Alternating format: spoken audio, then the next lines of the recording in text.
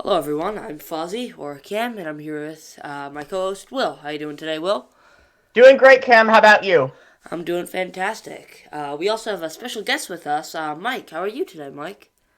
Doing great. I didn't know whether you want me to sing the theme song now or later. I think we'll save that for maybe never.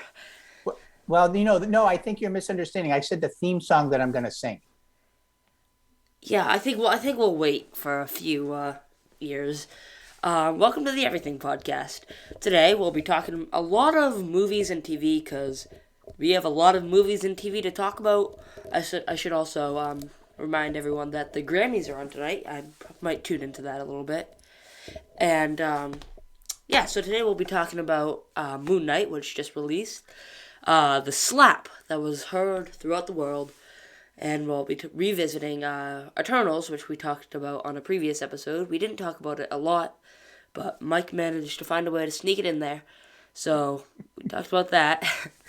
And we might hit on some Daredevil too, because yeah, you guys are on season 3, and I saw Morbius last week, so we can talk about that too. So why don't we get it right off the bat with Moon Knight? How did you guys feel about episode 1? Mike? Oh man. So I think I was looking at IMDb, and I think if I'm not correct, I don't know if it got 3.5 or 4 out of 5.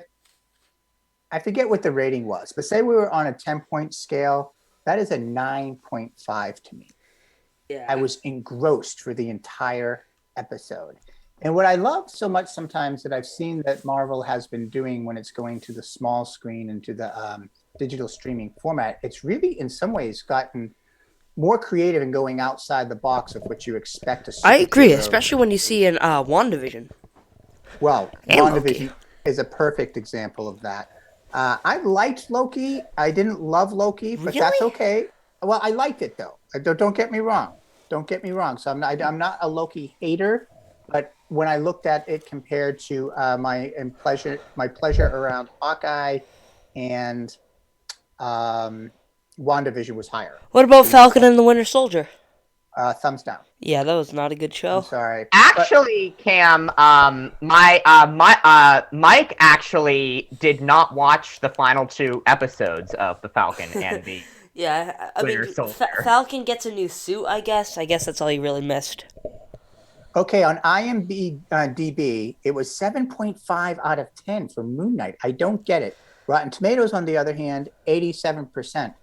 I Yeah, just thought the acting, the intrigue. There was so much intrigue within Moon Knight because I'm not familiar with the comic book character, so I went in cold and I was engrossed. The only thing I struggled with in the beginning was understanding the accent of Oscar Isaac. In the beginning, I was having a hard time tracking it. It was a very thick British accent. all right, that's good to know. I read a little bit of some of the Moon Knight comics online. I didn't finish it. Um, because I didn't want to know everything because I feel like I want the show to kind of introduce me to him. But I did read a little bit. I read up on some of the lore, including Khonshu, who's probably who we heard his voice and we saw his head when he left the elevator. That was a god, I believe, named Khonshu, which I think is pretty cool. Um, but yeah, I didn't read that much on it. But I'm loving the show so far. It's a nice horror spin on the MCU, something I was hoping Morbius would do, and well, it did not. But I really like this show. I so far I'm giving it 9 out of 10. It's really good. What about you, Will? Yeah, I enjoyed the first episode as well. I think I'll enjoy the show more and more as it goes on.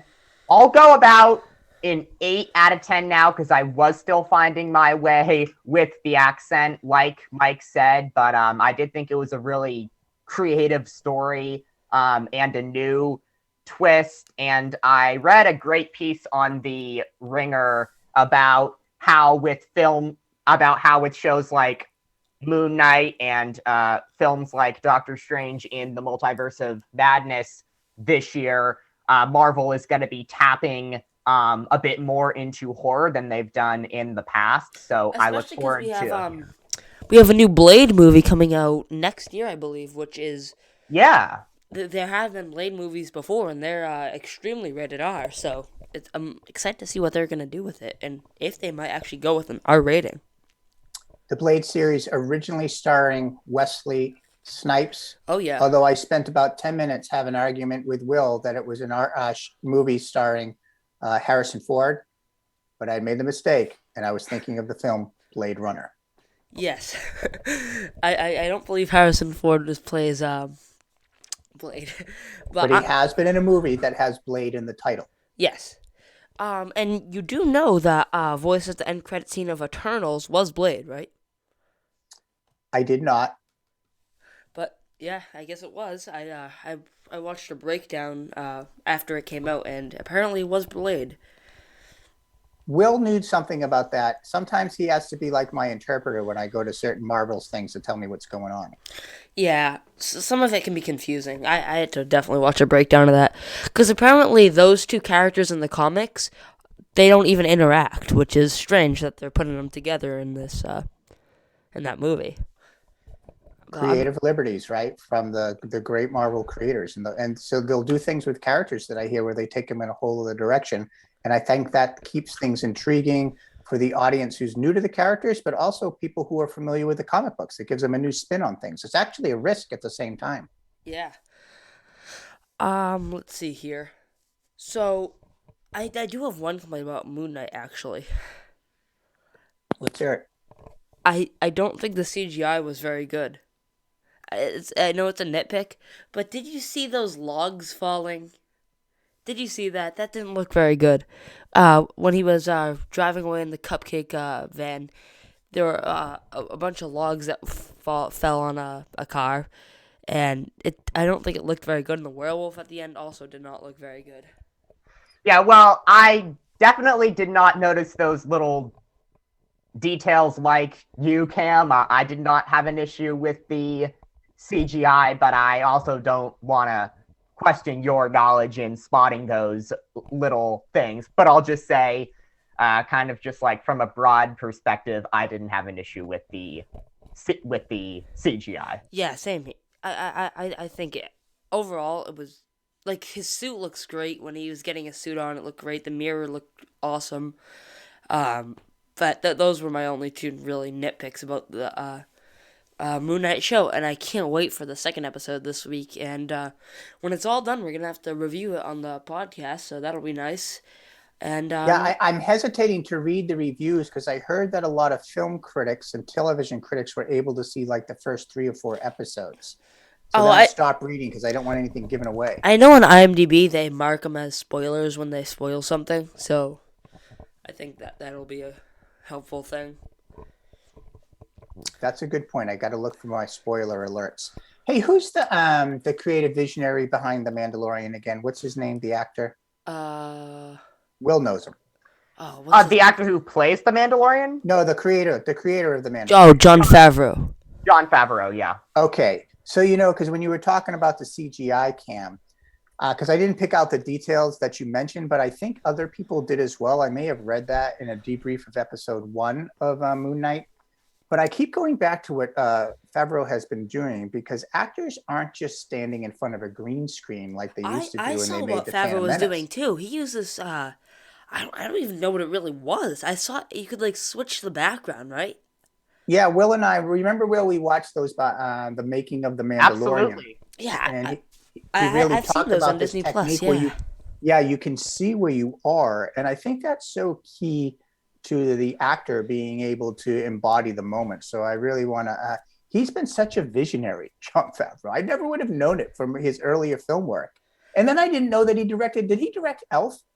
As far as I know. Did he really? I believe he directed the first Iron Man as well. He did direct the first Iron Man, which I loved, by the way. Oh, yeah. And apparently it has around the same running time as the new Multiverse of Madness movie, 2 hours and 6 minutes. That can't be a coincidence. I don't think we're going to get at least Robert Downey Jr. back as Iron Man in that movie. I'll be psyched if we get Tom Cruise as Iron Man, which has been speculated, but I saw that. Hold on, did Tom Cruise make an Iron Man? no. He was actually gonna play Iron Man in the beginning, but that didn't end up happening. Well, they made the right choice. I totally agree. But since it's multiverse, we could have a different version of Iron Man who happens to be played by Tom Cruise. Yeah. And, even though I would be excited if somehow Robert Downey Jr. could come back as Iron Man, believe it or not, I don't really want that to happen because I just think I agree. he went out in such an epic way. It would like, take and someone I out. am Iron Man. I just think it was a perfect, epic end to his story that I just don't think there's much more to add, and I just don't want to mess with it. I'm totally with you on that one, Will. I have an idea, though. All right, let's hear it. Two things, and so I can't argue with either point that either one of you made it. And if they do this, it has to be done so brilliantly so as not to tarnish the closures that you're saying. So one thing that could happen if they do a future Spider-Man with Tom Holland, there could be the flashback scene, right? Some mentoring scene or something between Robert Downey Jr. and Tom Holland, but between those two characters. Also, remember at the end of Endgame where he had recorded that video of himself that he plays to his family and his daughter? Well, I have a theory about that. I think we'll see more of that in the new show coming out, I think next year, called Ironheart. Oh, what's the theme of the show? I believe it's about his daughter, but I honestly haven't looked much into it. I just So what I wondered, thank you. What I wondered is if there were more of those videos that he's recorded, right? And that would be the only way. But I think, again, that's a gamble and a risk, as you have both pointed out. The story of that character and Tony Stark was brought in Iron Man full circle. And the way it ended, it was so powerful. You don't want to do anything that's going to risk that. That's for sure. I feel like Kevin Feige knows that we don't even need to have him back. I mean, the MCU is still going so strong. I feel like if people start to lose interest in the MCU, I feel like they could bring back RDJ, but I feel like they don't even need him right now. Yeah, I think what they have going on with the multiverse right now is amazing, and I will be legitimately shocked if Multiverse of Madness is not one of the best MCU films of all time. I know Doctor Strange and Wanda Maximoff are two of my favorite superheroes of all time, and there's nothing you can do to change my mind. And Wong is my favorite sidekick character of all time. He's a good sidekick character for sure. Yeah, definitely. So now I'd like to revisit Eternals. We talked about it briefly on a different episode, but this is my take. I am going to rewatch it at some point this week. I might post a only movie show review about it, because I think it's just so different than every other Marvel movie. I've just been thinking about it a lot lately. It's just so different, and it just has another. It doesn't feel like a Marvel movie, It doesn't have any stupid, quippy, annoying jokes, It's more mature. I feel like it's more. I don't know. I feel like I'm gonna have to rewatch it and really, really just try to notice all those things. Mike? Thank you, Will. Well, I think when I walked out of the theater, I was like, this film was epic. It was epic in its story arc. It was epic visually. I was engrossed. And I think also, my take on the film might have been even higher because I was hearing things that weren't positive about the production. Also, you have to realize, that director is an Academy Award winning, best film, best director. Oh, do you know what she won? Do you know what movie she won for? what movie it was? I do not. Do you? I have no idea. But I know that she won, and because of that, you have to be thinking, um, this is someone who has a lot of skill, right, and a lot of talent. Oh, of course. And she's been, she's won things at the Sundance Film Festival in the past, and she's won the Independent Spirit Award for for some of her film work. So she's a highly respected person. So I think I was able to follow it and surrender to the story. And I think you brought out some good points though there, Cam. If people have certain expectations of, what they want to get out of a Marvel film, maybe this wasn't going to hit those benchmarks. I agree. And this is the thing I feel like this is the thing the Netflix Marvel shows tried to do. Tried to be a little more darker, a little more mature, less annoying quips like an Iron, as much as I like it, like an Iron Man movie or Age of Ultron, which I think is a perfect example of too many dumb quips that are sometimes funny. And I feel like the Netflix shows didn't really do that. I feel like Eternals didn't do that.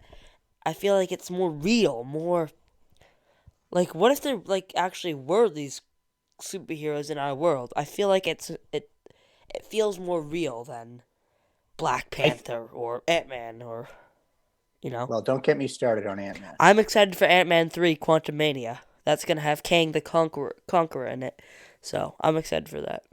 I'm going to give you my excitement meter for the upcoming Ant-Man film on a scale of 1 to 10. It's a -3. Now, Oh, gosh. if Bill Murray is in it, which is a rumor, then it could be different. Will, do you have excitement for the third Ant-Man? If Bill Murray isn't in it, no. The only thing that could change my mind is if I saw the trailer and it blew me away and I just got the feeling that like the vibe of the movie in the way that it was done would be different than the other two. So but right now, no. I that is that's the upcoming Marvel movie that I'm least excited to see. I should also remind you, we have Thor: Love and Thunder this summer, and that's going to have Christian Bale and Matt Damon, Chris Pratt, all the Guardians of the Galaxy in it. So that's going to be quite the summer blockbuster. Oh yeah, and Mike? Pumped. I love Thor. And it's the same director, Taika Waititi, I believe is his name. And I love him. Yeah, he's so funny. He plays Korg as well. Yeah, and I've read some quotes from him, Cam, and he's saying some bold things about how it's like Ragnarok turned up even more. And I even read a quote from him where he said that he thought it could be the best Marvel film. So I'm very excited for Thor: Love and Thunder. I'm also excited. And I think it's going to be a great movie theater experience, I'd like to answer your question from earlier, Cam. So Chloe Zhao is the director of The Eternals. She won Best Director for her film Nomadland. Good to know. I think I've heard of that. Yeah. Yes, 2020. She's only the second person of color to win Best Director. Wow, that's awesome. Good for her. So now I think we have to do something really bad, and Morbius. Oh gosh. Yeah, folks, I plan on seeing it soon. I have heard the bad reviews. I literally read a Ringer article today that gave it, let's just say, a horrendous review. Whoever wrote that article did not enjoy it. But Cam, I so look forward to hearing from you whether this is as bad as they say it is. Can I fire away? Can I give the rating on Rotten Tomatoes? Of course. What do you think it is? What's your guess, Cam? You saw it. Oh, I look on Rotten Tomatoes an unhealthy amount of time, several times during the day. So I believe it's at a 75 and a 60. I mean a 17. Sorry. Yes. And a 60 right. and a 67. 17%. And as a 67 on fan, right? Google users said 73% like it, but maybe only 4 people voted. Yeah. And then it's on IMDb. It's 5.1 out of 10. Oh, it went up. Last I checked, it was at a 4.8. That's good to know. But yeah, it was a really, really bad movie. I mean, Oh no. oh god, it was bad. So when it first started, I was like, Alright. when I first saw the trailer 2 years ago, 2 years ago, I was so excited because I've been wanting. I mean, we have it now with Moon Knight. I've been wanting a real Marvel horror movie. I thought the first Venom was gonna be kind of a horror. By the way, side note, Cam, I did watch the 2 Venom films Ah, just for great, some awesome. future How'd you like time, and them? I enjoyed them both, but I'll save that for some other time. Sorry to cut in. Please continue. All right, so like I said, I was hoping. I've been wanting a Marvel horror movie for a while. I thought the first Venom was gonna be horror, and I honestly, it wasn't. It wasn't very scary. It wasn't much of that.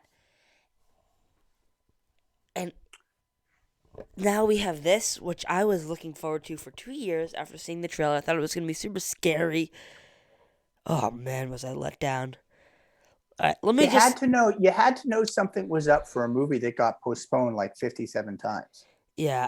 Do you mind if I go into spoilers? Because there's really. Not at all. Alright, so spoiler warning in case you Fire actually want away. to see this god awful movie.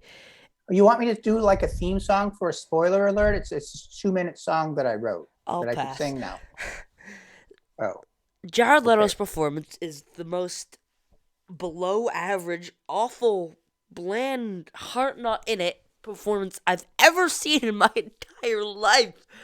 Oh my gosh. It was like he didn't even want to be there. He didn't want to even be in the movie. That's Oh not my what Leah gosh. Greenblatt of Entertainment Weekly. She gave the film a B grade, saying that Leto hits the right notes of fear and longing in a surprisingly restrained performance. Yeah, no, not at all. Matt Smith was fine, I guess. He just completely changed characters in the middle of the movie and became the bad guy somehow. It didn't even make sense. What did you There's think about the horror parts of it, though?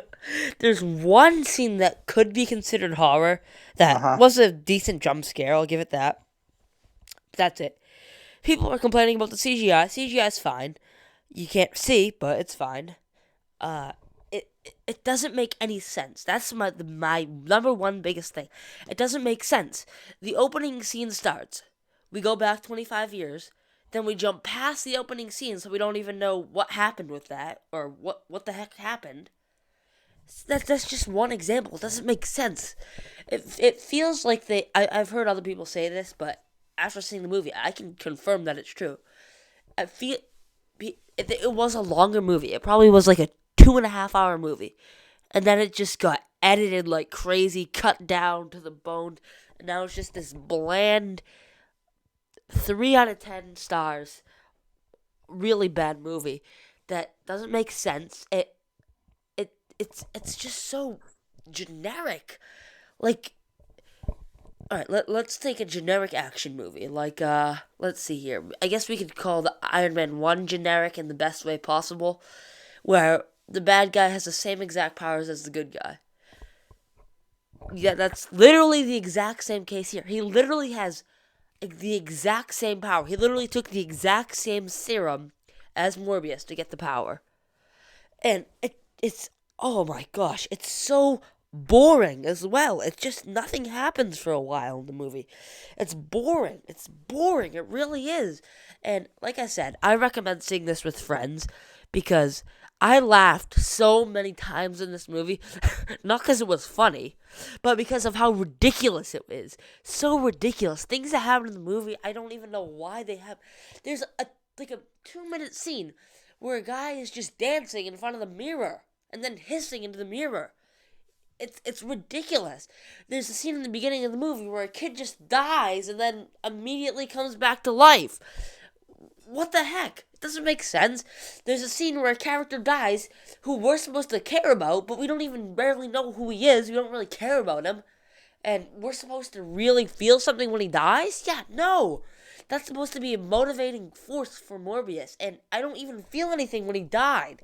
It doesn't make any sense whatsoever. I don't even know what they were doing with this movie. It's an embarrassment. Would you say one of the reviews I read, Cam, said that the film takes itself too seriously? Yes, way That's too one that seriously. And someone called that their script or the way they directed it. They said it was the most vanilla flavored decision. It feels like it was written by an AI. But it's saying it looks like Morbius might soon cross paths with Spider-Man in one universe or another. Do you mind Did if they give hints? actually?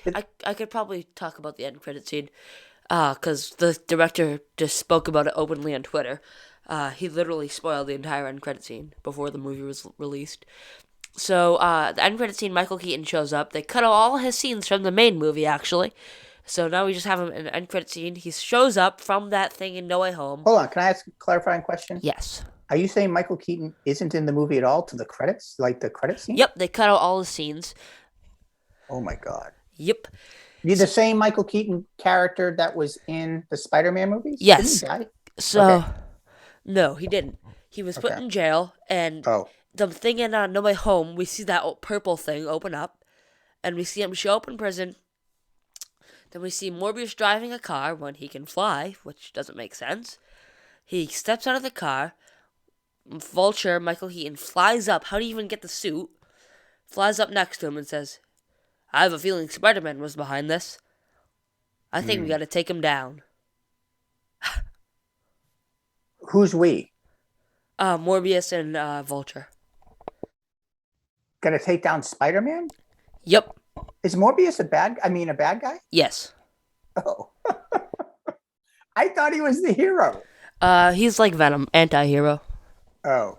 Well, there's nothing about Morbius that is piquing my interest. Your review has done nothing to make me want to see it. Yeah. But what's fascinating to me is, like, here's a movie that's like slammed, right? And yet there is still people out there who give it good reviews. And as this film critic that I love for the San Francisco Chronicle, Will, you know Mick LaSalle? Oh, yeah. I'm always reading. He has this column on Sundays that I always read about, this Q&A column. But he gave it 3 out of 4 stars and said the film was briskly riveting and a perfect antidote. Listen to this, Cam. A perfect antidote to the Batman. I don't even want to begin to. I know, and I got to see the Batman because it looked fantastic, and you gave it a really high praise. Yeah. Well, oh man, there seems to be a time limit on my Zoom call now. I saw that, yeah. That's weird. It says that we have 3 minutes left, so I believe we're gonna have to cut this episode a little short. So yeah, I think we've talked about all we need to actually. Oh, guess what? There's just the perfect amount of time for me to sing the Fozzie Everything podcast theme song. Thank you guys so much for watching. Thank you for tuning into this episode. Should I start singing now? Yes. Thank you guys so much for watching. Have a great day. Goodbye.